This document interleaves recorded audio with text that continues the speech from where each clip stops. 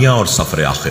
بسم اللہ الرحمن الرحیم۔ السلام علیکم دوستو، آج کی اس ویڈیو میں ہم آپ کو پیارے آقا حضرت محمد صلی اللہ علیہ وآلہ وسلم کی بے داغ جوانی کے بارے میں بتائیں گے۔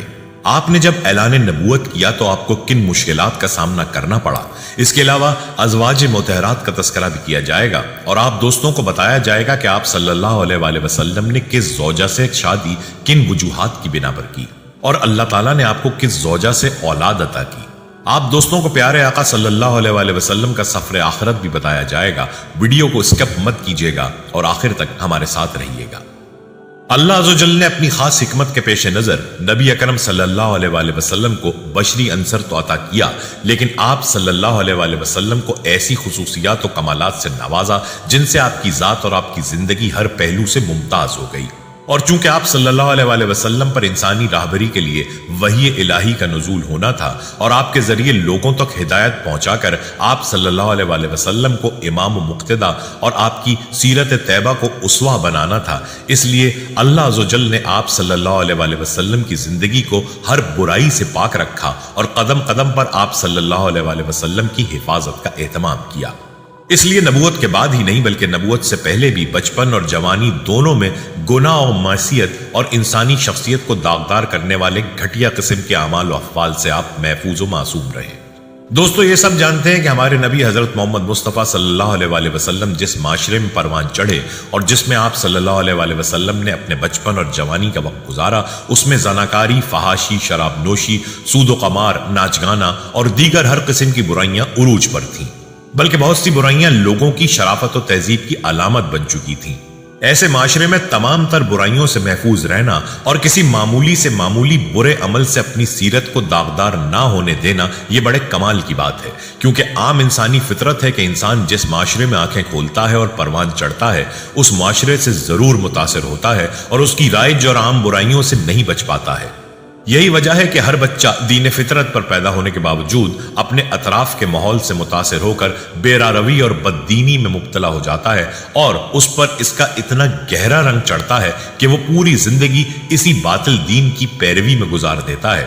رسول اللہ صلی اللہ علیہ وآلہ وسلم کا ارشاد ہے، ہر بچہ فطرت پر پیدا ہوتا ہے، پھر اس کے ماں باپ اسے یہودی، نصرانی یا مجوسی بنا دیتے ہیں۔ اس عام انسانی عادت کے برخلاف اللہ نے اپنے نبی کو معاشرے میں رائج ہر قسم کی برائی سے محفوظ رکھا اور آپ صلی اللہ علیہ وآلہ وسلم کو معصیت سے مکمل محفوظ رکھنے کی خاطر بچپن میں ہی شق صدر کرا کر مادہ معصیت کو دل سے نکلوا دیا تاکہ ارادہ معصیت سے بھی قلب نبوی پاک ہو اور اس پاک دل کو شیطان کبھی بھی اپنے زہر سے گندا نہ کر سکے۔ اس کے لیے قلب تک شیطان کی رسائی کی راہ مہر نبوت کے ذریعے سے پہلے سے ہی بند کر دی گئی تھی۔ چنانچہ آپ صلی اللہ علیہ وآلہ وسلم کی پیدائش مہر نبوت کے ساتھ ہوئی اور جس جگہ مہر نبوت تھی وہی جگہ ہے جہاں سے شیطان قلب انسانی تک وساوس منتقل کرتا ہے۔ حضرت عمر بن عبدالعزیز سے منقول ہے کہ کسی شخص نے اللہ عز و جل سے درخواست کی کہ اے اللہ، مجھ کو شیطان کے وسوسے کا راستہ دکھلا کہ وہ کس راہ سے آ کر آدمی کے دل میں وسوسے ڈالتا ہے۔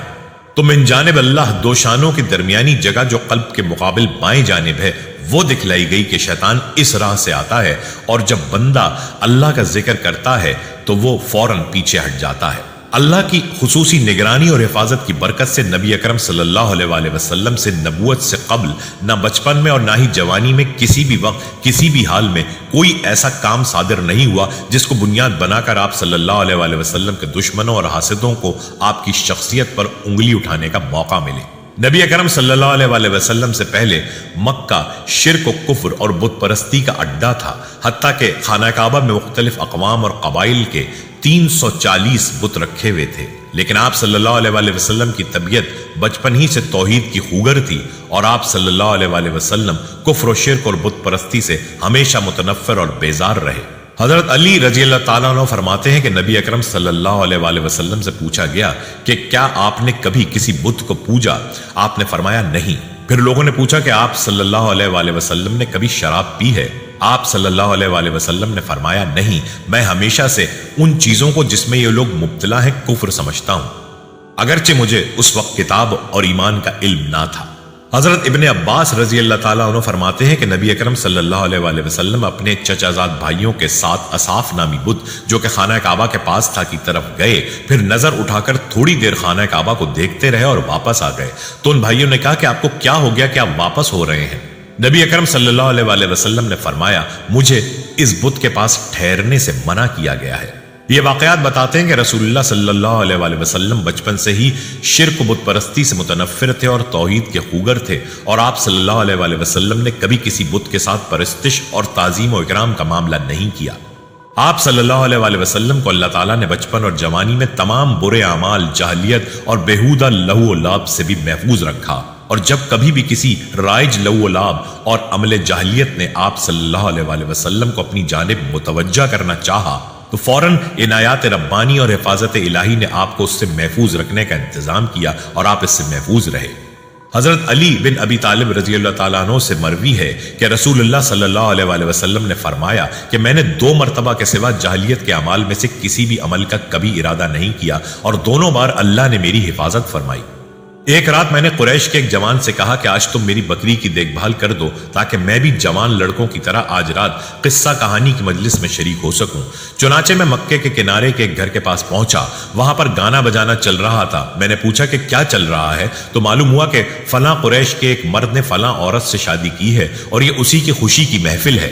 میں اس محفل میں کیا گیا کہ جاتے ہی میری آنکھ لگ گئی اور میں سوتا رہا، یہاں تک کہ اگلی صبح سورج کی کرن سے بیدار ہوا۔ جس جوان کو میں نے بکری کی حفاظت کی ذمہ داری دی تھی، اس نے گزشتہ رات کے بارے میں پوچھا تو میں نے اسے ساری بات بتائی اور اگلی رات جانے کے لیے دوبارہ اسے بکری کی دیکھ بھال کرنے کو کہا، اور رات میں دوبارہ ادھر گیا، لیکن پھر آنکھ ایسی لگی کہ سورج نکلنے کے بعد ہی میں بیدار ہوا۔ اللہ کی قسم اس کے بعد کبھی بھی کسی عمل جاہلیت کا میں نے ارادہ نہیں کیا، یہاں تک کہ اللہ نے مجھے نبوت عطا کر دی۔ اس واقعے سے واضح ہوتا ہے کہ بشری خاصے کے تحت طبیعت کا رجحان کسی لہو کی طرف ہوا تو اللہ نے اپنی خصوصی نگرانی اور حفاظت میں آپ کو محفوظ رکھا۔ زمانہ جاہلیت میں بتوں کے نام پر جانوروں کو ذبح کرنے کا عام رواج تھا، لیکن اس ماحول میں آپ صلی اللہ علیہ وسلم بتوں کے نام پر ذبح کیے ہوئے جانور کے کھانے سے ہمیشہ بچتے رہے اور کبھی ایسا گوشت تناول نہیں فرمایا۔ حضرت عبداللہ بن عمر رضی اللہ تعالیٰ عنہ فرماتے ہیں کہ وحی کے نزول سے قبل نبی اکرم صلی اللہ علیہ وسلم کی ملاقات زید بن عمر بن نفیل سے بلدہ کے نشیبی وادی میں ہوئی۔ آپ صلی اللہ علیہ وسلم کے سامنے گوشت پیش کیا گیا تو آپ نے فرمایا کہ میں اس جانور کا گوشت نہیں کھاتا ہوں جسے تم لوگ بتوں کے نام پر ذبح کرتے ہو، میں صرف اللہ کے نام پر ذبح کیے ہوئے جانور کا گوشت ہی کھاتا ہوں۔ یہ بے ہوشی شدت حیا و غیرت اور اللہ کی خصوصی عنایت کی وجہ سے ہوئی، اور اس طرح حیا کے مغائر نازیبہ عمل سے آپ صلی اللہ علیہ وسلم محفوظ رہے۔ مذکورہ اعمال جاہلیت کے علاوہ معاشرے میں رائج تمام ہی برے اعمال سے آپ صلی اللہ علیہ وسلم بچنے والے تھے، اور ہر قسم کے اعلیٰ اقدار اور عمدہ صفات کے آپ پیکر تھے، جس کی وجہ سے آپ کی شخصیت نبوت سے قبل ہی تمام لوگوں کی نظر میں بہت معتبر اور مقبول تھی، اور آپ کی خوبیوں کا ہر طرف چرچا تھا، اور صادق و امین کے نام سے آپ کو موسوم کیا جاتا تھا۔ قریباً 25 سال کی عمر میں حضرت صلی اللہ علیہ وسلم نے شام کا دوسرا بڑا سفر کیا، جو حضرت خدیجہ علیہ السلام کے تجارتی قافلے کے لیے تھا۔ حضرت محمد صلی اللہ علیہ وسلم نے ایمانداری کی بنا پر اپنے آپ کو ایک اچھا تاجر ثابت کیا۔ آپ صلی اللہ علیہ وسلم دوسرے لوگوں کا مال تجارت بھی تجارت کی غرض سے لے کر جایا کرتے تھے۔ خدیجہ بنت خویلد انتہائی شریف النفس اور صاحب حیثیت خاتون تھی، مکے میں ان کا خاص مقام و رتبہ تھا، اور قریش کے عوام و خواص سبھی انہیں نہایت عزت و عظمت کی نگاہ سے دیکھتے تھے۔ خدیجہ رضی اللہ تعالیٰ عنہ کا سلسلہ نسب 5ویں پشت میں رسول اللہ صلی اللہ علیہ وسلم کے خاندان سے جا ملتا ہے۔ وہ بیوہ تھیں، اپنی شرافت نفس، پاکیزگی، اخلاق اور عفت و عصمت کی وجہ سے زمانہ جاہلیت میں بھی لوگ انہیں طاہرہ کے لقب سے پکارا کرتے تھے۔ حضرت خدیجہ رضی اللہ تعالیٰ عنہ کا کاروبار اس قدر وسیع پیمانے پر تھا کہ اہل مکہ کے جب کوئی تجارتی قافلہ روانہ ہوتا تو اس میں اکثریت حضرت خدیجہ کے مال و اسباب سے لدے ہوئے اونٹوں کی ہوتی۔ اپنے کاروباری امور کی انجام دہی اور نگرانی کی غرض سے حضرت خدیجہ رضی اللہ تعالیٰ عنہ مختلف اشخاص کی خدمت حاصل کیا کرتی تھیں۔ انہی دونوں حضرت خدیجہ کو جب رسول اللہ صلی اللہ علیہ وسلم کی راست بازی اور امانت و دیانت کی خبریں ملی تو انہوں نے آپ کو یہ پیغام بھجوایا کہ آئندہ جو تجارتی قافلہ مکے سے ملک شام کے لیے روانہ ہوگا اس کی نگرانی آپ کریں گے، ساتھ ہی معقول معاوضے کا بھی وعدہ کیا۔ آپ صلی اللہ علیہ وسلم نے اپنے سرپرست و مشفق چچا ابو طالب سے مشورے کے بعد اس پیشکش کو قبول فرمایا اور سفر شام کے لیے تیار ہو گئے۔ चुनाचे आप सल्लल्लाहु अलैहि वसल्लम हजरत खदीजा रजी अल्लाह ताला अन्हो का माल तिजारत लेकर मुल्क शाम की तरफ रवाना हुए। तौफीक इलाही से सफर में बहुत ज्यादा मुनाफा हुआ। हजरत खदीजा रजी अल्लाह ताला अन्हो ने मैसरा नामी अपना एक गुलाम भी सफर में आपके हमरा रवाना किया था। उसने वापस मक्का पहुंचने पर हजरत खदीजा रजी अल्लाह ताला अन्हो के सामने आंखों देखा हाल बयान किया। आपकी राजबाजी, मामला फहमी, परहेजगारी, अमानत और दयानत, फहम फरासत, हुस्न तामुल और दीगर सिफात हमीदा का तस्करा किया। ये सब कुछ हजरत खदीजा के लिए इंतहाई फरहत, मुसर्रत और इत्मीनान का बाइस बना। हजरत खदीजा इससे कबल 2 बार बेवा हो चुकी थीं। उनका पहला निकाह अतीक मखजूमी से और फिर उसकी मौत के बाद दूसरा निकाह हिंद तमीमी से हुआ था। दूसरी बार भी जब वो बेवा हो गई तो उनके मकाम और रुतबे और मालो दौलत की वजह से बड़े बड़े सरदारान कुरैश मुतअद्दिद बार उन्हें पैगाम निकाह भिजवा चुके थे।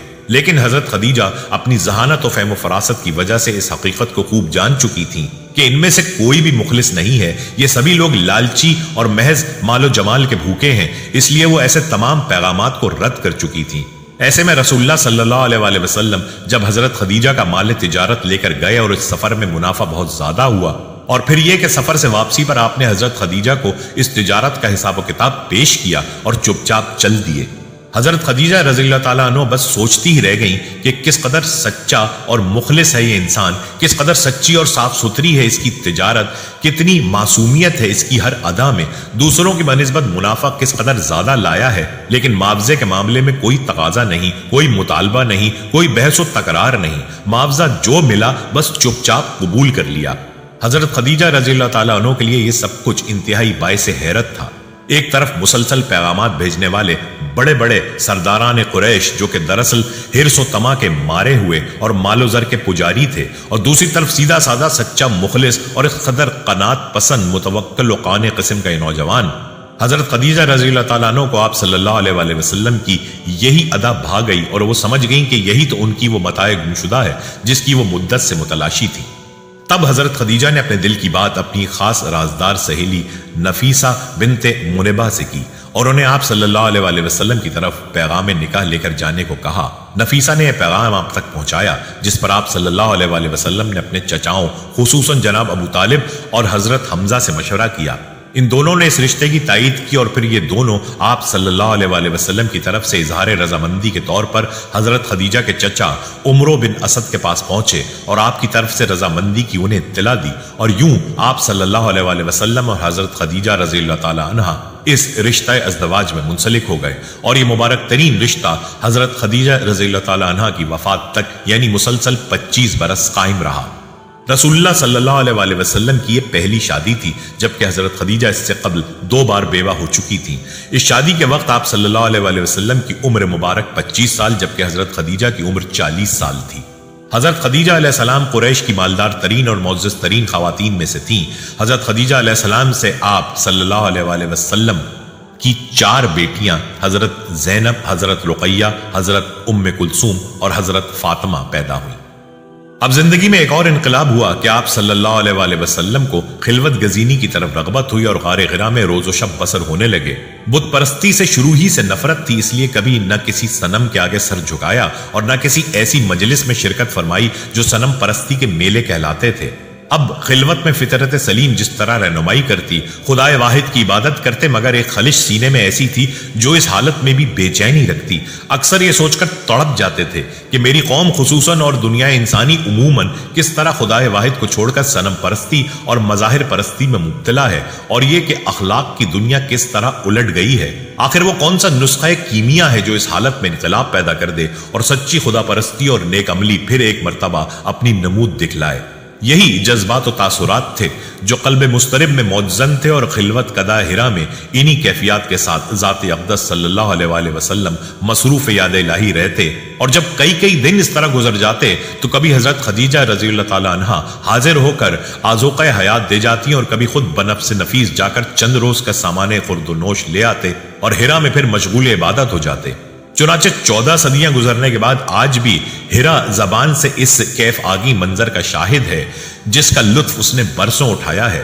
मशहूर मुहद्दिस व मुअर्रिख हाफिज इमादुद्दीन इब्न कसीर रहमतुल्लाह अलैह ने इस वाक़े को इन मुख्तसर अल्फाज में हुस्न खूबी के साथ बयान किया है اور رسول اللہ صلی اللہ علیہ وآلہ وسلم دور شباب میں خلوت پسند ہو گئے تھے اور قوم سے الگ تنہائی میں وقت گزارتے تھے، کیونکہ وہ قوم کی اس کھلی گمراہی کو دیکھ کر کہ وہ بت پرستی میں مبتلا اور بتوں کے سامنے سجدہ گزار ہے کڑتے تھے، اور جوں آپ صلی اللہ علیہ وآلہ وسلم پر وحی الہی کے نزول کا زمانہ قریب ہوتا جا رہا تھا، مشیت الہی سے اسی قدر آپ صلی اللہ علیہ وآلہ وسلم کی خلوت پسندی میں اضافہ ہوتا جاتا۔ اس ذات اقدس پر خدا کی رحمتیں اور سلامتی نازل ہو۔ بہرحال یہی وہ خلوت کدہ عبادت تھا جہاں ذات اقدس صلی اللہ علیہ وآلہ وسلم پر سب سے پہلے وحی الہی کا نزول ہوا اور بالترتیب سورہ اقرا اور سورہ مدثر کی چند آیات سنانے کے لیے بشیر و نذیر بنا دیا۔ خاتم الانبیاء محمد صلی اللہ علیہ وآلہ وسلم کی حیات طیبہ کے انفرادی اور اجتماعی دونوں پہلوؤں کا یہ حال تھا کہ ایک جانب خلوتہائے راز میں معرفت الہی کے لیے استغراق، صراط مستقیم کی جستجو، نو انسانی کے اصلاح حال کی تڑپ اور طلب تھی، اور دوسری جانب افراد قوم و ملک کے ساتھ راز گفتاری، صداقت شعری، حسن معاملت اور اصابت فکر جیسے اخلاق کریمانہ و صفات حمیدہ سے متصف معاشرتی زندگی کا مظاہرہ تھا، اور ان امتیازات کی وجہ سے ہر فرد کی نگاہ میں آپ صلی اللہ علیہ وآلہ وسلم کی وہ قدر و منزلت تھی کہ با اتفاق رائے الصادق الامین کے لقب سے یاد کیے جاتے تھے، اور کل جو دشمنی ان کو محمد رسول اللہ صلی اللہ علیہ وآلہ وسلم سے دعوی نبوت کی بنا پر ہوئی، وہ آج محمد بن عبداللہ کے ساتھ قطن نہیں تھی، اور سبھی ان کی تقدیس و تطہیر کے قائل تھے۔ یہی حالات و واقعات تھے جب عمر مبارک 40 منزلیں طے کر چکی تھی، رمضان کا مہینہ تھا اور آپ صلی اللہ علیہ وآلہ وسلم غار حرا میں مشغول عبادت تھے کہ اچانک آپ کے سامنے جبرائیل علیہ السلام فرشتہ نمودار ہوا، اور اس نے بشارت دی کہ اللہ تعالیٰ نے آپ صلی اللہ علیہ وآلہ وسلم کو ثقلین کی رشد و ہدایت کے لیے چن لیا اور رسالت و پیغمبری کے لیے منصب کبریٰ پر فائز کیا۔ یہ واقعہ چونکہ نوع انسانی کی تاریخ میں حیرت زدہ انقلاب کا باعث ثابت ہوا، اور اس نے ذات اقدس صلی اللہ علیہ وآلہ وسلم کو معراج رفعت کی اس حد پر پہنچا دیا جہاں عالم ادیان و ملل کی تمام اصلاحات اور انقلابات اس ہستی کا فیض رحمت نظر آتے ہیں۔ اس لیے تاریخ و حدیث کے روشن صفات نے اس واقعے کی تمام تفصیلات کو بسند صحیح اپنے سینے میں محفوظ رکھا ہے۔ چنانچہ فن حدیث و تاریخ اسلام کے امام بخاری رحمۃ اللہ علیہ نے اپنی مشہور و مقبول کتاب الجامع الصحیح میں صدیقہ عائشہ رضی اللہ تعالیٰ عنہ کی سند سے اس واقعے کو جن الفاظ میں نقل کیا اس کا ترجمہ یہ ہے۔ صدیقہ رضی اللہ تعالیٰ عنہ فرماتی ہیں، نبی اکرم صلی اللہ علیہ وآلہ وسلم پر شروع میں سچے خوابوں کا سلسلہ جاری رہا، کوئی خواب آپ صلی اللہ علیہ وآلہ وسلم نہیں دیکھتے تھے مگر وہ اپنی تعبیر میں اس درجہ روشن اور صحیح ثابت ہوتا تھا جیسے کہ طلوع صبح کے لیے سفیدہ صبح کا ظہور ہوتا ہے۔ پھر آپ صلی اللہ علیہ وآلہ وسلم کی خلوت محبوب ہو گئی اور حرا میں مشغول عبادت رہنے لگے۔ گاہے گاہے آپ صلی اللہ علیہ وآلہ وسلم اہل و عیال کے پاس بھی تشریف لے آتے تھے۔ حضرت خدیجہ رضی اللہ تعالیٰ عنہ آپ صلی اللہ علیہ وآلہ وسلم کے لیے کچھ توشہ تیار کرتی اور آپ صلی اللہ علیہ وآلہ وسلم اس کو لے کر پھر غار میں واپس تشریف لے جاتے۔ اس طرح حرا میں مشغول استغراق و عبادت تھے کہ اچانک ایک روز آپ صلی اللہ علیہ وآلہ وسلم پر خدا کا فرشتہ نمودار ہوا اور کہنے لگا، اقرا، پڑھیے۔ نبی امی نے کہا، ما ان ابقاری، میں پڑھنا نہیں جانتا۔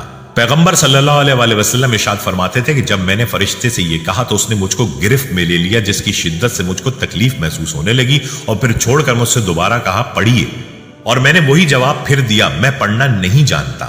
تب اس نے پھر وہی عمل کیا اور گرفت چھوڑ کر تیسری مرتبہ پھر جملہ دہرایا اور میں نے بھی وہی جواب دیا۔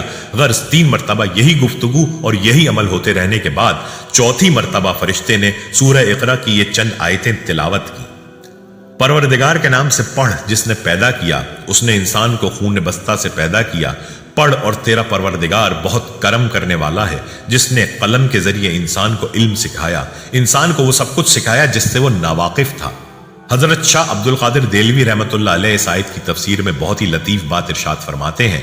موضوع القرآن میں لکھتے ہیں، اول جبرائیل علیہ السلام وہی لائے تو یہی 5 آیتیں حضرت محمد صلی اللہ علیہ وآلہ وسلم نے کبھی لکھا پڑھا نہ تھا، اس لیے اللہ تعالیٰ نے فرمایا کہ قلم سے بھی علم وہی دیتا ہے، یوں بھی یعنی بغیر وسائل کے وہبی طور پر وہی دے گا۔ غرض نبی اکرم صلی اللہ علیہ وآلہ وسلم نے ان آیات کو دہرایا اور یہ آپ صلی اللہ علیہ وآلہ وسلم کے ذہن نشین ہو گئیں۔ اس کے بعد جب ہرا سے فارغ ہوئے تو یہ حالت کہ قلب شدت وحی سے کانپ رہا تھا، آپ صلی اللہ علیہ وآلہ وسلم نے مکان میں داخل ہوتے ہی فرمایا مجھ کو کپڑا اڑاؤ۔ حضرت خدیجہ نے فوراً کپڑا اڑا دیا۔ جب کچھ سکون ہوا تو خدیجہ رضی اللہ تعالیٰ عنہ کو تمام واقعہ سنایا اور پھر فرمایا مجھے اپنی جان کا خوف ہے، یعنی مجھے یہ خوف ہے کہ شاید میں وحی کے بار کو برداشت نہ کر سکوں۔ جب آپ صلی اللہ علیہ وآلہ وسلم پر سے خوف زدگی کی کیفیت دور ہو گئی تو آپ نے فرمایا اے خدیجہ یہ مجھے کیا ہو گیا ہے؟ پھر سارا قصہ آپ نے ان کو سنایا اور کہا مجھے اپنی جان کا ڈر ہے۔ انہوں نے کہا ہرگز نہیں، آپ خوش ہو جائیے، خدا کی قسم آپ کو خدا کبھی رسوا نہ کرے گا۔ آپ رشتہ داروں سے نیک سلوک کرتے ہیں، سچ بولتے ہیں، ایک روایت میں یہ اضافہ ہے کہ امانتیں ادا کرتے ہیں، بے سہارا لوگوں کا بار برداشت کرتے ہیں، نادار لوگوں کو کما کر دیتے ہیں، مہمان نوازی کرتے ہیں اور نیک کاموں میں مدد کرتے ہیں۔ پھر وہ حضور صلی اللہ علیہ وآلہ وسلم کو ساتھ لے کر ورقہ بن نوفل کے پاس گئیں جو ان کے چچا زاد بھائی تھے، زمانہ جاہلیت میں مسیحی ہو گئے تھے، عربی اور عبرانی میں انجیل لکھتے تھے، بہت بوڑھے اور نابینا ہو گئے تھے۔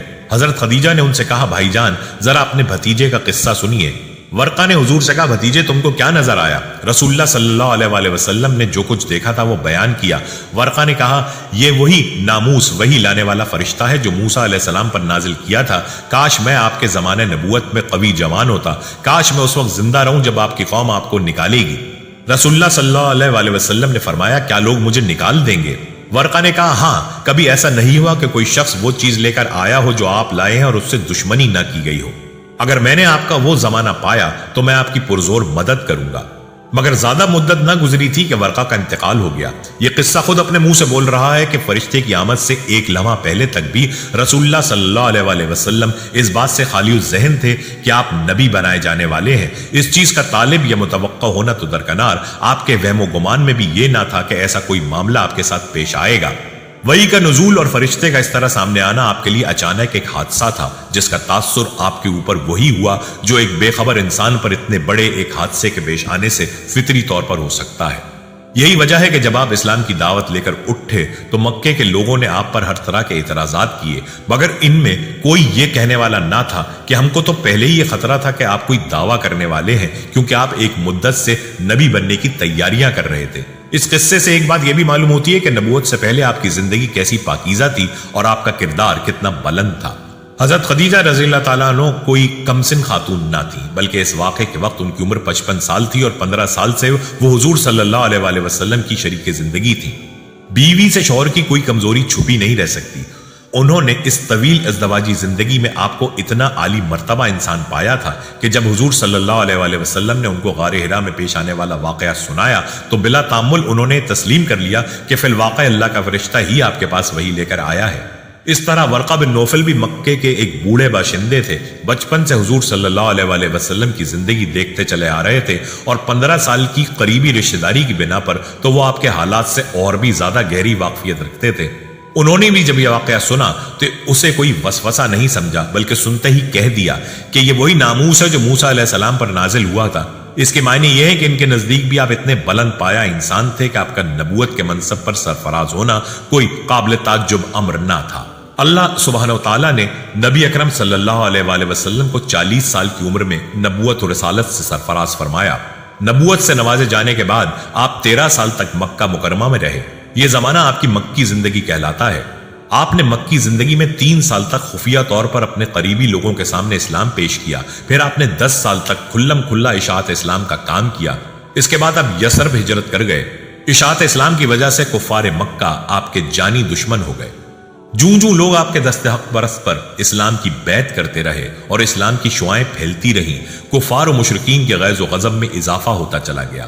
وہ مسلمان جو کچھ حیثیت رکھتے تھے یا ان کا کوئی حامی و مددگار تھا، ان پر کفار و مشرکین اپنے غصے اور ظلم و جور کا اظہار کرنے سے قاصر و عاجز تھے، مگر جو مسلمان غریب و نادار تھے ان کا کوئی حامی و مددگار نہ تھا اور نہ وہ خود کوئی خاندانی و قبائلی حیثیت رکھتے تھے، ان پر کفار و مشرکین نے ظلم و ستم کا لامتناہی سلسلہ شروع کر دیا۔ کفار نے ان کو طرح طرح سے پریشان کیا اور ستایا، مگر ان کے ایمان میں دن بدن اضافہ ہی ہوتا رہا۔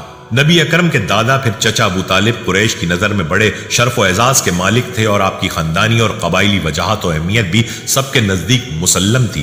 اس لیے آپ پر حملہ آور ہونا ایک بڑی جنگ کو دعوت دینا تھا۔ اس لیے کچھ لوگ آپ کو گزن پہنچانے سے گریز کرتے تھے، مگر اس کے باوجود بھی بہت سے حرمان نصیبوں نے نبی اکرم صلی اللہ علیہ وآلہ وسلم کو طرح طرح سے ستایا اور آپ کو مختلف مصائب و آلام سے دوچار ہونا پڑا۔ جب تک نبی کریم صلی اللہ علیہ وآلہ وسلم نے اپنی نبوت اور رسالت کا اعلان نہیں کیا تھا، اس وقت آپ مکہ میں ایک عقل مند و دانشور، امین و صادق اور اچھے انسان کی حیثیت سے جانے جاتے تھے۔ جب آپ نے اپنی نبوت کا اعلان کیا تو لوگوں نے آپ کو جادوگر اور کاہن و ساحر جیسے معیوب لقب سے مشہور کرنے کی کوشش کی، تاکہ لوگ آپ کے قریب نہ آئیں اور آپ کی باتیں نہ سنیں۔ مگر اللہ نے جن کے دلوں کو ایمان کی روشنی سے منور کرنے کا فیصلہ کر لیا تھا، ان حضرات کو اس کا کوئی اثر نہیں ہوا، بلکہ تکلیف و مشقت برداشت کر کے آپ کے پاس تشریف لاتے تھے اور جلوہ انوار ربانی سے اپنے قلوب کو منور کر کے جاتے تھے۔ کفار و مشرکین جب نبی اکرم صلی اللہ علیہ وآلہ وسلم کے کسی معجزے کا مشاہدہ کرتے تو اسے قبول کرنے کے بجائے یہ کہتے کہ یہ ایک جادو ہے جو ابھی ختم ہو جائے گا۔ سورہ قمر آیت نمبر 2 میں اللہ تعالیٰ کا ارشاد ہے، اگر کوئی معجزہ دیکھتے ہیں تو ٹال دیتے ہیں اور کہتے ہیں کہ یہ جادو ہے جو ابھی ختم ہوا جاتا ہے، یعنی کہ جادو کا اثر ہے جو دیر تک نہیں چلا کرتا، خود ہی گزر جائے گا اور ختم ہو جائے گا۔ بنو مالک بن کنانہ کے ایک شیخ کہتے ہیں کہ میں نے اللہ کے رسول کو بازار ذی المجاز میں دیکھا، یہ فرماتے تھے اے لوگو لا الہ الا اللہ کہو فلاح پاؤ گے۔ راوی فرماتے ہیں کہ ابو جہل آپ پر مٹی پھینکتا تھا اور یہ کہتا تھا اے لوگو خیال رکھنا یہ شخص تم کو تمہارے دین کے حوالے سے دھوکہ نہ دے دے، کیونکہ اس کا ارادہ ہے کہ تم لات و زی کو چھوڑ دو، جب تک رسول اللہ صلی اللہ علیہ وآلہ وسلم اس کی طرف ذرہ برابر بھی التفات نہیں فرماتے تھے۔ ایک دفعہ نبی کریم صلی اللہ علیہ وآلہ وسلم کعبہ شریف کے پاس نماز ادا کر رہے تھے، ابو جہل اور اس کے ساتھی وہاں بیٹھے تھے۔ ان میں سے بعض نے بعض سے کہا تم میں سے کون ہے جو فلاں قبیلے کی اونٹنی کی اوجڑی لائے اور جب محمد صلی اللہ علیہ وآلہ وسلم سجدے میں جائیں تو وہ اسے اس کی پشت پر رکھ دے۔ عقبہ بن ابی معیط جو نہایت ہی بدبخت شقی القلب اور ملعون تھا وہاں سے اٹھا اور اوجڑی لے کر آیا، پھر وہ آپ کے سجدہ کرنے کا انتظار کرنے لگا۔ جب آپ نے سجدے کے لیے اپنے چہرے مبارک کو زمین بوس کیا تو اس نالائق نے اس اوجڑی کو آپ کی پیٹھ پر کندھوں کے درمیان رکھ دیا۔ آپ اس کے بوجھ کی وجہ سے اٹھ نہیں پا رہے تھے، سجدے کی ہی حالت میں پریشان تھے۔ دوسری طرف ابو جہل اور اس کے بے غیرت ساتھی سب کے سب ہنسنے اور ٹھٹا مارنے لگے۔ حضرت عبداللہ بن مسعود رضی اللہ تعالیٰ عنہ یہ سب کچھ دیکھ رہے تھے، مگر اپنی کمزوری و ضعف اور ان ظالموں کے خوف سے رسول خدا صلی اللہ علیہ وآلہ وسلم کا دفاع کرنے سے عاجز تھے۔ پھر آپ کی لخت جگر حضرت فاطمہ رضی اللہ تعالیٰ عنہ آئیں اور اوجڑی کو آپ کے پشت مبارک سے ہٹایا۔ کفار قریش نے محمد صلی اللہ علیہ وآلہ وسلم کو قتل کرنے کے لیے سودے بازی کی بھی کوشش کی۔ کفار نے چاہا کہ عمارہ بن ولید کو ابو طالب کے سپرد کر دیں اور اس کے عوض ابو طالب محمد کو ان کے حوالے کر دیں تاکہ وہ آپ کو قتل کر دیں۔ چنانچہ کفار قریش نے ابو طالب کی خدمت میں عرض کیا اے ابو طالب، یہ عمارہ قریش کا سب سے باقا اور خوبصورت نوجوان ہے، آپ اسے لے لیں، اس کی دیت اور نصرت کے آپ حقدار ہوں گے، آپ اسے اپنا لڑکا بنا لیں، یہ آپ کا ہوگا، اور اپنے اس بھتیجے کو ہمارے حوالے کر دیں جس نے آپ کے آباء و اجداد کے دین کی مخالفت کی ہے، آپ کی قوم کا شیرازہ منتشر کر رکھا ہے اور ان کی عقلوں کو حماقت سے دوچار بتلاتا ہے، ہم اسے قتل کریں گے، بس یہ ایک آدمی کے بدلے ایک آدمی کا حساب ہے۔ ابو طالب نے کہا خدا کی قسم کتنا برا سودا ہے جو تم لوگ مجھ سے کر رہے ہو، تم اپنا بیٹا مجھے دیتے ہو کہ میں اسے کھلاؤں پلاؤں پالوں پوسوں، اور میرا بیٹا مجھ سے طلب کرتے ہو کہ اسے قتل کر دو، خدا کی قسم یہ نہیں ہو سکتا۔ ایک دن ابو جہل نے قریشیوں سے مخاطب ہو کر کہا کہ محمد ہمارے دین میں عیب نکالتا ہے، ہمارے آباء و اجداد اور معبودوں کی توہین کرتا ہے، اس لیے میں اللہ سے عہد کرتا ہوں کہ کل ایک بھاری پتھر لے کر بیٹھوں گا اور جب وہ سجدہ کرے گا تو اسی پتھر سے اس کا سر کچل دوں گا۔ جب صبح ہوئی تو وہ ویسا ہی پتھر جیسا کہ اس نے بیان کیا تھا لے کر انتظار میں بیٹھ گیا۔ رسول اللہ صلی اللہ علیہ وآلہ وسلم آئے جیسا کہ آیا کرتے تھے، پھر رسول اللہ صلی اللہ علیہ وآلہ وسلم نماز میں مشغول ہو گئے۔ جیسے ہی آپ سجدے میں گئے ابو جہل پتھر اٹھا کر آپ کی طرف بڑھا، جب وہ آپ کے قریب ہوا تو شکست خوردہ حالت میں لوٹا، اس کا رنگ فق تھا اور وہ ایسا مروب تھا کہ اس کے دونوں ہاتھ اس کے پتھر سے چپک گئے تھے کہ وہ بمشکل اپنے ہاتھ سے پتھر پھینک سکا۔ قریش کے کچھ لوگ اس کے پاس آئے اور پوچھنے لگے اے ابو جہل تمہیں کیا ہوا؟ اس نے کہا میں نے گزشتہ رات جو بات کہی تھی وہی کرنے کے لیے کھڑا ہوا تھا، جب میں ان کے قریب پہنچا تو ایک اونٹ آڑے آ گیا، خدا کی قسم میں کبھی بھی کسی اونٹ کی کھوپڑی، گردن اور دانت اس اونٹ کی طرح سے نہیں دیکھے، وہ مجھے کھانا چاہ رہا تھا۔ مکہ کے کفار و مشرکین آپ کو آرام سے نماز بھی ادا نہیں کرنے دیتے تھے۔ آپ نماز میں ہوتے تو کبھی وہ آپ کی پشت مبارک پر اونٹ کی اوجڑی ڈالتے تو کبھی آپ کی مبارک گردن میں کپڑے کا پھندا لگاتے۔ کفار قریش نے مل جل کر رسول اللہ صلی اللہ علیہ وآلہ وسلم کے قتل کرنے کا فیصلہ کیا اور کہا کہ اس نے ہماری اولاد اور ہماری عورتوں تک کو ہم سے برگشتہ کر دیا ہے۔ پھر ان لوگوں نے آپ کے خاندان والوں سے کہا تم ہم سے دگنا خون بہا لے لو اور اس کی اجازت دے دو کہ قریش کا کوئی شخص اس کو قتل کر دے تاکہ ہمیں سکون مل جائے اور تمہیں فائدہ پہنچ جائے۔ جب کفار قریش کی یہ تجویز منظور نہیں ہوئی اس پر انہوں نے غصے میں آ کر یہ طے کیا کہ بنی ہاشم اور بنی عبد المطلب جو نبی اکرم صلی اللہ علیہ وآلہ وسلم کے مددگار تھے کا معاشرتی بائیکاٹ کیا جائے اور انہیں مکے سے نکال کر شیب ابو طالب نامی گھاٹی میں محصور اور مقید کر دیا جائے۔ ایک روایت کے مطابق یہ بھی طے پایا کہ نہ بنی ہاشم کی لڑکیوں کو بیاہ کر لاؤ اور نہ اپنی لڑکیوں کی ان کے یہاں شادی کرو، نہ ان کو کوئی چیز فروخت کرو اور نہ ان سے کوئی چیز خریدو اور نہ ان کی طرف سے کوئی صلح قبول کرو۔ چنانچہ جب بھی مکے میں باہر سے کوئی قافلہ آتا تو یہ مجبور اور بےکس لوگ فوراً ان کے پاس پہنچتے تاکہ ان سے کھانے پینے کا کچھ سامان خرید لیں، مگر جب بھی ایسا ہوتا تو فوراً وہاں ابو لہب پہنچ جاتا اور کہتا کہ دام اتنے بڑھا دو کہ وہ تم سے کچھ نہ خرید سکیں۔ پھر تاجر کی طرف سے ایسا ہی ہوتا، لہٰذا لوگ مایوس ہو کر اپنے بچوں کے پاس واپس آ جاتے جو بھوک سے بےتاب تڑپتے اور بلکتے ہوتے تھے، اور ان کو خالی ہاتھ دیکھ کر وہ بچے سسک سسک کر رونے لگتے تھے۔ اس گھاٹی میں مسلمانوں نے بڑا سخت وقت گزارا۔ قریش کے بائیکاٹ کی وجہ سے ان کو کھانے پینے کی کوئی چیز نہیں ملتی تھی، لوگ بھوک سے بے حال ہو گئے، یہاں تک کہ گھاس پھوس اور درختوں کے پتے اور چمڑے کھا کھا کر گزارا کرنے لگے۔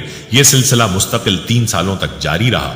ابو طالب کی وفات کے بعد نبی اکرم صلی اللہ علیہ وآلہ وسلم نے شوال سن 1090 میں اپنے آزاد کردہ غلام زید بن حارثہ کی میت میں ثقیف سے مدد کی التماس کے لیے طائف کا پیدل سفر کیا۔ امید تھی کہ اللہ کے جس پیغام کے ساتھ آپ ان کے پاس آئے ہیں اہل طائف اسے قبول کریں گے۔ جب طائف پہنچے تو ثقیف کے 3 سرداران عید یا لیل، مسعود اور حبیب سے ملاقات کا ارادہ کیا۔ یہ تینوں آپس میں بھائی تھے۔ آپ ان کے پاس بیٹھے اور اسلام کے لیے مدد کرنے اور آپ کی قوم میں سے جو آپ کی مخالفت کرے اس کے خلاف خود کی مدد کرنے کے حوالے سے گفتگو کی۔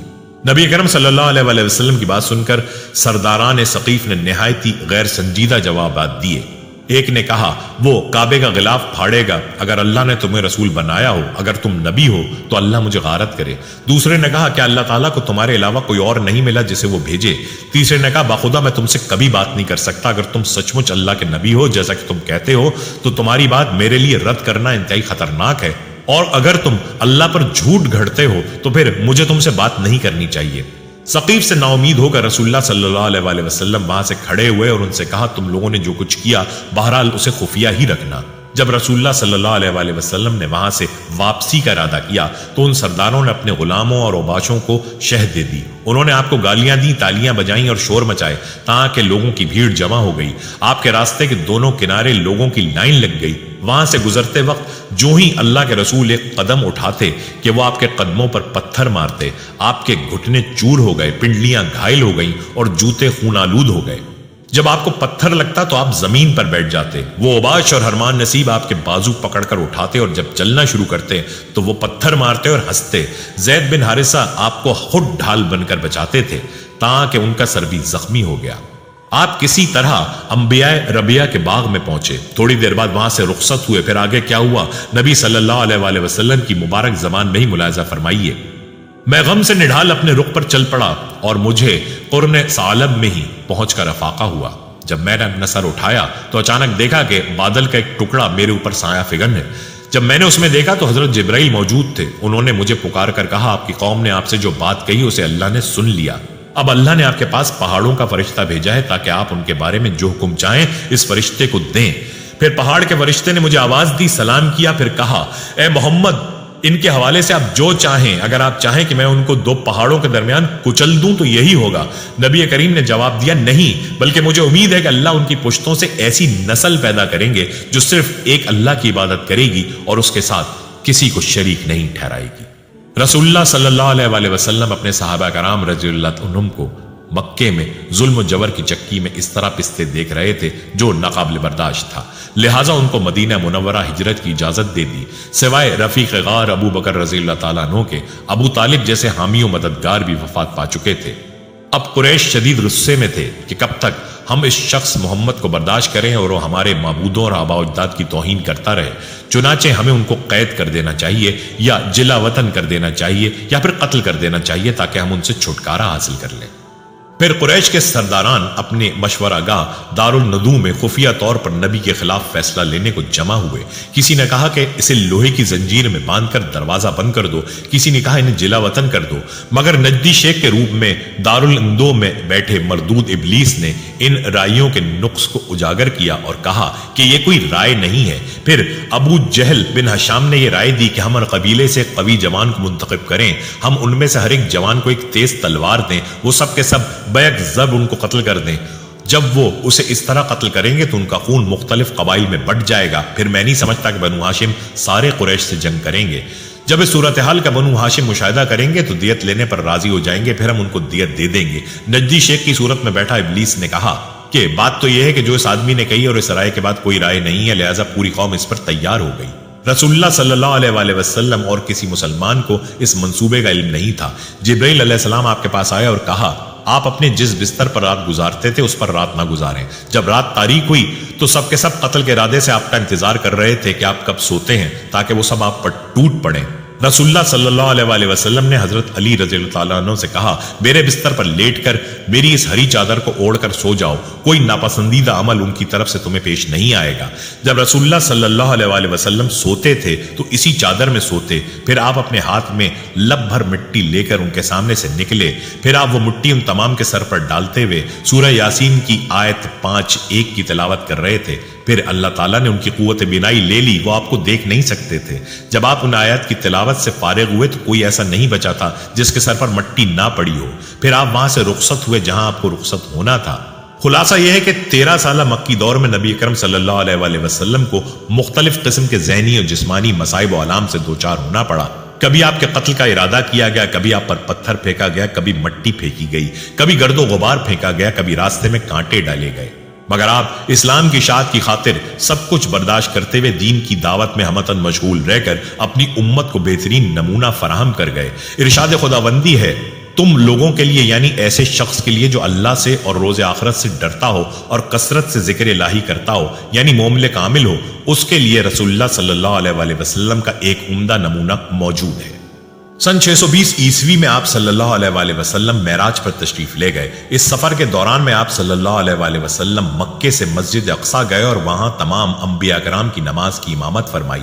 پھر آپ صلی اللہ علیہ وآلہ وسلم آسمانوں میں اللہ تعالیٰ سے ملاقات کرنے تشریف لے گئے۔ وہاں اللہ تعالیٰ نے آپ صلی اللہ علیہ وآلہ وسلم کو جنت اور دوزخ دکھائی۔ وہاں آپ کی ملاقات مختلف انبیاء کرام سے بھی ہوئی۔ اسی سفر میں نماز بھی فرض ہوئی۔ سن 622 عیسوی تک مسلمانوں کے لیے مکے میں رہنا ممکن نہیں رہا تھا۔ کئی دفعہ مسلمانوں اور خود حضرت محمد صلی اللہ علیہ وآلہ وسلم کو تکالیف دی گئیں۔ اس وجہ سے آپ صلی اللہ علیہ وآلہ وسلم نے مسلمانوں کو مدینہ ہجرت کرنے کی اجازت دے دی۔ آپ نے اللہ کے حکم سے حضرت ابوبکر کے ساتھ ستمبر سن 622 عیسوی میں مدینہ کی طرف روانگی کی اور مکے میں اپنی جگہ حضرت علی بن ابی طالب علیہ السلام کو امانتوں کی واپسی کے لیے چھوڑا۔ حضور صلی اللہ علیہ وآلہ وسلم کے مدینے پہنچنے پر انصار نے ان کا شاندار استقبال کیا اور اپنے تمام وسائل پیش کر دیے۔ جب آپ صلی اللہ علیہ وآلہ وسلم مدینے پہنچے تو انصار استقبال کے لیے آئے اور خواتین چھتوں پر سے دیکھ رہی تھیں اور دف بجا کر کچھ اشعار پڑھ رہی تھیں جن کا ترجمہ یہ ہے: ہم پر 14ویں کی رات کا چاند طلوع ہو گیا، ودا کی پہاڑیوں سے ہم پر شکر واجب ہے جب تک کوئی اللہ کو پکارنے والا باقی رہے۔ آپ صلی اللہ علیہ وآلہ وسلم کی اونٹنی حضرت ابو ایوب انصاری کے گھر کے سامنے رکی اور حضور صلی اللہ علیہ وآلہ وسلم نے ان کے گھر قیام فرمایا۔ جس جگہ اونٹنی رکی تھی اسے حضور صلی اللہ علیہ وآلہ وسلم نے قیمتاً خرید کر ایک مسجد کی تعمیر شروع کی جو مسجد نبوی کہلائی۔ اس تعمیر میں انہوں نے خود بھی حصہ لیا۔ یہاں حضور صلی اللہ علیہ وآلہ وسلم نے مسلمانوں کے درمیان میں عقد مواخات کیا، یعنی مسلمانوں کو اس طرح بھائی بنایا کہ انصار میں سے ایک کو مہاجرین میں سے ایک کا بھائی بنایا۔ خود حضرت علی علیہ السلام کو اپنا بھائی قرار دیا۔ انصار نے مہاجرین کی مثالی مدد کی۔ ہجرت کے ساتھ ہی اسلامی تقویم کا آغاز بھی ہوا۔ آپ کے مدینے آنے سے اوس اور خزرج یہاں کے دو قبائل جنہوں نے بعد میں اسلام قبول بھی کیا، ان میں آپس میں لڑائی جھگڑا ختم ہوا اور ان میں اتحاد اور بھائی چارہ پیدا ہو گیا۔ اس کے علاوہ یہاں کچھ یہودیوں کے قبائل بھی تھے جو ہمیشہ فساد کا باعث تھے۔ آپ صلی اللہ علیہ وسلم کے آنے کے بعد یہودیوں اور مسلمانوں کے درمیان میں ہونے والے معاہدے میثاق مدینہ نے مدینے میں امن کی فضا پیدا کر دی۔ اسی دور میں مسلمانوں کو کعبے کی طرف نماز پڑھنے کا حکم دیا گیا۔ اس سے پہلے مسلمان بیت المقدس کی طرف منہ کر کے نماز ادا کرتے تھے جو یہودیوں کا بھی قبلہ تھا۔ میثاق مدینہ کے بعد یہود مجبور تھے کہ وہ علی اعلان حضرت محمد صلی اللہ علیہ وسلم اور اسلام کے خلاف بات نہ کر سکتے تھے، اسی لیے انہوں نے خفیہ سازشیں شروع کی، جن میں سے ایک ادب اور اظہار آزادی کی آڑ میں حضرت محمد صلی اللہ علیہ وسلم کی ذات گرامی پر حملہ کرنا تھا۔ عرب لوگ جو شعر و شاعری کے بڑے خوگر تھے، ان کے لیے شاعری کے ذریعے حضور صلی اللہ علیہ وسلم کی ہتک کرنے کی کوشش کی گئی، کیونکہ اسلام میں ایمان اس وقت تک مکمل نہیں ہوتا جب تک حضور صلی اللہ علیہ وسلم کی ذات کی اہمیت و درجہ مال و جان و اولاد سے زیادہ نہ ہو جائے۔ مدینے میں ایک ریاست قائم کرنے کے بعد مسلمانوں کو اپنے دفاع کی کئی جنگیں لڑنا پڑیں، ان میں سے جن میں حضور صلی اللہ علیہ وسلم شریک تھے انہیں غزوہ کہتے ہیں، اور جن میں وہ شریک نہیں تھے انہیں سریہ کہا جاتا ہے۔ اہم غزوات یا سریات درج ذیل ہیں۔ غزوہ بدر 17 رمضان سن 2 ہجری 17 مارچ سن 624 عیسوی کو بدر کے مقامات پر مسلمانوں اور مشرکین مکہ کے درمیان میں غزوہ بدر ہوئی۔ مسلمانوں کی تعداد 313 جبکہ کفار مکہ کی تعداد 1300 تھی۔ مسلمانوں کو جنگ میں فتح ہوئی۔ 70 مشرکین مکہ مارے گئے، جن میں سے 36 حضرت علی علیہ السلام کی تلوار سے ہلاک ہوئے۔ مشرکین 70 جنگی قیدیوں کو چھوڑ کر بھاگ گئے۔ مسلمان شہداء کی تعداد 14 تھی۔ جنگ میں فتح کے بعد مسلمان مدینے میں ایک اہم قوت کے طور پر ابھرے۔ غزوہ احد 7 شوال 3 ہجری 23 مارچ سن 625 عیسوی میں ابو سفیان کفار کے 3000 نفری لشکر کے ساتھ مدینے پر حملہ آور ہوا۔ احد کے پہاڑ کے میدان میں ہونے والی یہ جنگ غزوہ احد کہلائی۔ آپ نے مسلمانوں کے ایک گروہ کو ایک ٹیلے پر مقرر فرمایا تھا اور یہ ہدایت دی تھی کہ جنگ کا جو بھی فیصلہ ہو وہ اپنی جگہ نہ چھوڑیں۔ ابتدا میں مسلمانوں نے کفار کو بھاگنے پر مجبور کر دیا۔ ٹیلے پر موجود لوگوں نے بھی یہ سوچتے ہوئے کہ فتح ہو گئی ہے کفار کا پیچھا کرنا چھوڑ دیا یا مال غنیمت اکٹھا کرنا شروع کر دیا۔ خالد بن ولید نے جو ابھی مسلمان نہیں ہوئے تھے اس بات کا فائدہ اٹھایا اور مسلمانوں پر پچھلی طرف سے حملہ کر دیا۔ یہ حملہ اچانک تھا، مسلمانوں کو اس سے کافی نقصان ہوا، لیکن کفار چونکہ پیچھے ہٹ چکے تھے اس لیے واپس چلے گئے۔ اس جنگ سے مسلمانوں کو یہ سبق ملا کہ کسی بھی صورت میں رسول اکرم صلی اللہ علیہ وسلم کے حکم کی خلاف ورزی نہ کریں۔ غزوہ خندق یا احزاب شوال ذیقعد 5 ہجری مارچ 627 عیسوی میں مشرکین مکہ نے مسلمانوں سے جنگ کی ٹھانی، مگر مسلمانوں نے حضرت سلمان فارسی کے مشورے سے مدینے کے ارد گرد ایک خندق کھود لی۔ مشرکین مکہ ان کا کچھ نہ بگاڑ سکے۔ خندق کھودنے کی عرب میں یہ پہلی مثال تھی، کیونکہ اصل میں یہ ایرانیوں کا طریقہ تھا۔ 1 ماہ کے محاصرے اور اپنے کئی افراد کے قتل کے بعد مشرکین مایوس ہو کر واپس چلے گئے۔ بعض روایات کے مطابق ایک آندھی نے مشرکین کے خیمے اکھاڑ پھینکے۔ غزوہ بنی قریظہ ذیلقعد ذیلحج 5 ہجری اپریل 627 عیسوی کو یہ جنگ ہوئی، مسلمانوں کو فتح حاصل ہوئی۔ غزوہ بنی مصطلق شعبان 6 ہجری دسمبر سن 627 عیسوی جنوری سن 628 عیسوی میں یہ جنگ بنی مصطلق کے ساتھ ہوئی، مسلمان فتح یاب ہوئے۔ غزوہ خیبر محرم 7 ہجری مئی 628 عیسوی میں مسلمانوں اور یہودیوں کے درمیان یہ جنگ ہوئی جس میں مسلمان فتح یاب ہوئے۔ جنگ موتا 5 جمادی الاول 8 ہجری اگست ستمبر 629 عیسوی کو موتا کے مقام پر یہ جنگ ہوئی۔ اس میں حضور صلی اللہ علیہ وسلم شریک نہیں ہوئے تھے، اس لیے اسے غزوہ نہیں کہتے۔ فتح مکہ رمضان 8 ہجری جنوری 630 عیسوی میں مسلمانوں نے مکہ فتح کیا۔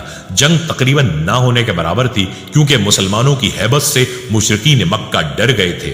اس کے بعد مکے کی اکثریت مسلمان ہو گئی تھی۔ غزوہ حنین شوال 8 ہجری جنوری فروری 630 عیسوی میں یہ جنگ ہوئی۔ پہلے مسلمانوں کو شکست ہو رہی تھی مگر بعد میں وہ فتح میں بدل گئی۔ غزوہ تبوک رجب 9 ہجری اکتوبر 630 عیسوی میں یہ افواہ پھیلنے کے بعد کہ بازنطینیوں نے ایک عظیم فوج تیار کر کے شام کے محاذ پر رکھی ہے اور کسی بھی وقت حملہ کیا جا سکتا ہے، مسلمان ایک عظیم فوج تیار کر کے شام کی طرف تبوک کے مقام پر چلے گئے۔ وہاں کوئی دشمن فوج نہ پائی، اس لیے جنگ نہ ہو سکی، مگر اس علاقے کے کئی قبائل سے معاہدے ہوئے اور جزیہ ملنے لگا اور مسلمانوں کی طاقت کے چرچے عرب میں دور دور تک ہو گئے۔ حضور صلی اللہ علیہ وسلم کی مختلف روایات میں 11 ازواج کے نام ملتے ہیں۔ جن عورتوں سے آپ صلی اللہ علیہ وسلم نے قط فرمایا ان کی تعداد 11 تھی، جن میں سے 9 عورتیں آپ صلی اللہ علیہ وسلم کی رحلت کے وقت حیات تھیں۔ اور 2 عورتیں آپ صلی اللہ علیہ وآلہ وسلم کی زندگی ہی میں وفات پا چکی تھیں، یعنی حضرت خدیجہ اور ام المساکین حضرت زینب بن خزیمہ رضی اللہ تعالی عنہا۔ نبی اکرم صلی اللہ علیہ وآلہ وسلم کی ازواج میں زیادہ تر پہلے بیوہ تھیں اور عمر میں بھی زیادہ تھیں، اور زیادہ شادیوں کا عرب میں عام رواج تھا۔ مورخین کے مطابق اکثر شادیاں مختلف قبائل سے اتحاد کے لیے یا ان خواتین کو عزت دینے کے لیے کی گئیں۔ ان میں سے صرف حضرت خدیجہ اور حضرت ماریہ قبطیہ سے اولاد ہوئی۔ حضور صلی اللہ علیہ وآلہ وسلم کی ازواج کو امہات المومنین کہا جاتا ہے، یعنی مومنین کی مائیں، جن کے بارے میں کچھ مختصر تفصیل یہ ہے۔ حضرت خدیجہ حضرت صلی اللہ علیہ وآلہ وسلم کی پہلی شادی حضرت خدیجہ رضی اللہ تعالیٰ عنہ سے ہوئی۔ شادی کے وقت آپ کی عمر 25 سال تھی اور حضرت خدیجہ کی عمر 40 سال تھی۔ ان کے جیتے جی آپ صلی اللہ علیہ وآلہ وسلم نے کوئی اور شادی نہیں کی۔ آپ صلی اللہ علیہ وآلہ وسلم کی اولاد میں حضرت ابراہیم کے ماں سے بعد تمام بیٹے اور صاحبزادیاں انہی حضرت خدیجہ کے بطن سے تھیں۔ صاحبزادگان میں سے کوئی زندہ نہ بچا، البتہ صاحبزادیاں حیات رہیں۔ ان کے نام یہ ہیں: زینب، رقیہ، ام کلثوم، فاطمہ۔ زینب کی شادی ہجرت سے پہلے ان کے پھپھیزاد بھائی حضرت ابو العاص بن ربیع سے ہوئی۔ رقیہ اور ام کلثوم رضی اللہ تعالیٰ عنہ کی شادی یکے بعد دیگرے حضرت عثمان سے ہوئی۔ حضرت فاطمہ کی شادی جنگ بدر اور جنگ احد کی درمیانی عرصے میں حضرت علی بن ابی طالب سے ہوئی اور ان کے بطن سے حسن، حسین رضی اللہ تعالیٰ عنہ، زینب اور ام کلثوم رضی اللہ تعالیٰ عنہ پیدا ہوئیں۔ حضرت سودا بن زمع رضی اللہ تعالیٰ عنہ، ان سے رسول اللہ صلی اللہ علیہ وآلہ وسلم نے حضرت خدیجہ کی وفات کے تقریباً 1 مہینے بعد نبوت کے 10ویں سال ماہ شوال میں شادی کی۔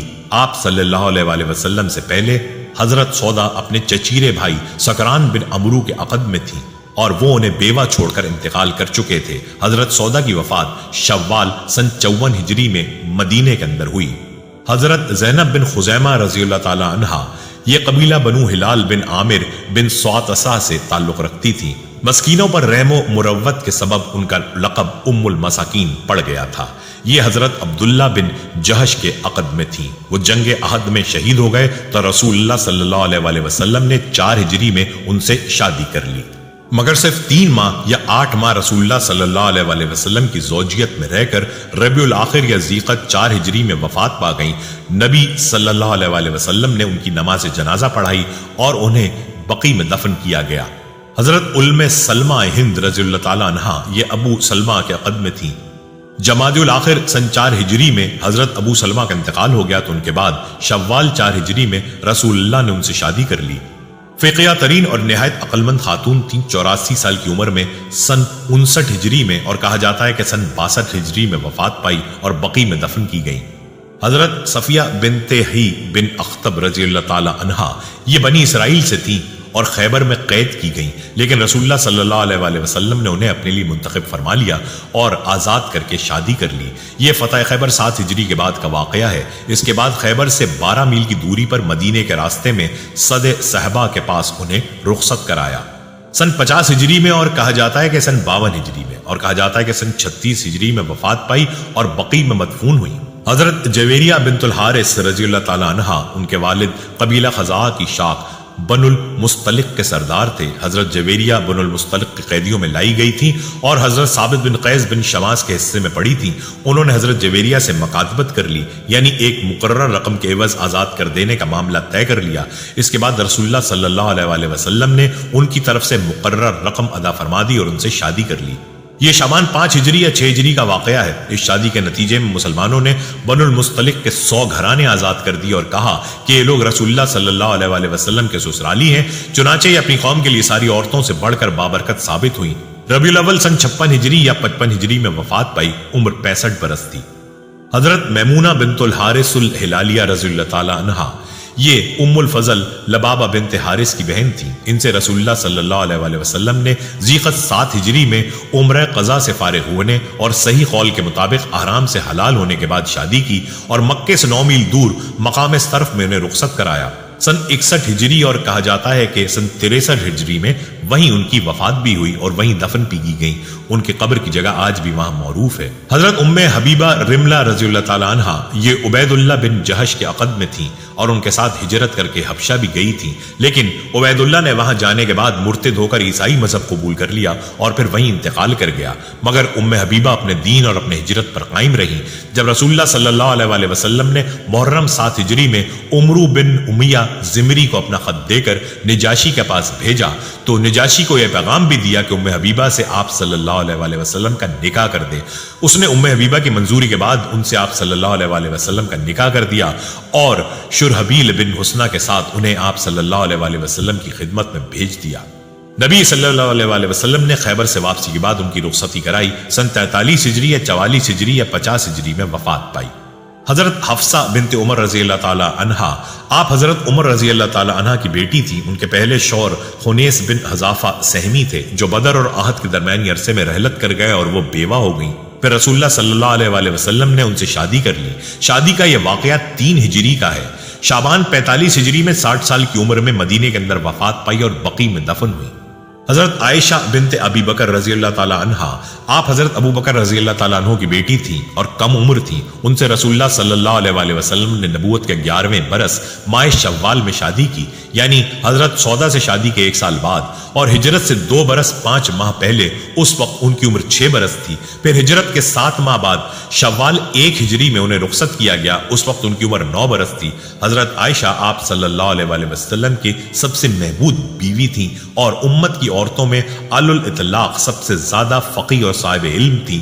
17 شعبان سن 57 ہجری یا 58 ہجری میں حضرت عائشہ نے وفات پائی اور بقیع میں دفن کی گئیں۔ حضرت زینب بنت جہش رضی اللہ تعالی عنہا یہ قبیلہ بنو اسد بن خزیمہ سے تعلق رکھتی تھیں اور رسول اللہ صلی اللہ علیہ وسلم کی پھوپھی کی صاحبزادی تھیں۔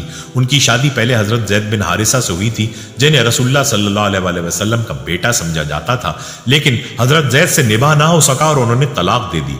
خاتمہ عدت کے بعد اللہ تعالیٰ نے رسول اللہ صلی اللہ علیہ وسلم کو مخاطب کرتے ہوئے یہ آیت نازل فرمائی۔ سورہ احزاب آیت نمبر 37 میں اللہ فرماتا ہے، جب زید نے ان سے اپنی ضرورت ختم کر لی تو ہم نے انہیں آپ کی زوجیت میں دے دیا۔ انہی کے تعلق سے سورہ احزاب کی مزید کئی آیات نازل ہوئیں جن میں مدبنہ لے پالک کے قضیے کا 2 ٹوک فیصلہ کر دیا گیا۔ حضرت زینب سے رسول اللہ صلی اللہ علیہ وسلم کی شادی ذیقعد 5 ہجری میں اور کہا جاتا ہے کہ 4 ہجری میں ہوئی۔ یہ سب عورتوں سے بڑھ کر عبادت گزار اور صدقہ کرنے والی خاتون تھیں۔ سن 20 ہجری میں وفات پائی، اس وقت ان کی عمر 53 سال تھی اور یہ رسول اللہ صلی اللہ علیہ وسلم کے بعد امہات المومنین میں پہلی بیوی ہیں جن کا انتقال ہوا۔ حضرت عمر بن خطاب نے ان کی نماز جنازہ پڑھائی اور انہیں بقیع میں دفن کیا گیا۔ یہ 11 بیویاں ہوئیں جو رسول اللہ صلی اللہ علیہ وسلم کے عقد نکاح میں آئیں اور آپ صلی اللہ علیہ وسلم کی صحبت و رفاقت میں رہیں۔ ان میں سے 2 بیویاں یعنی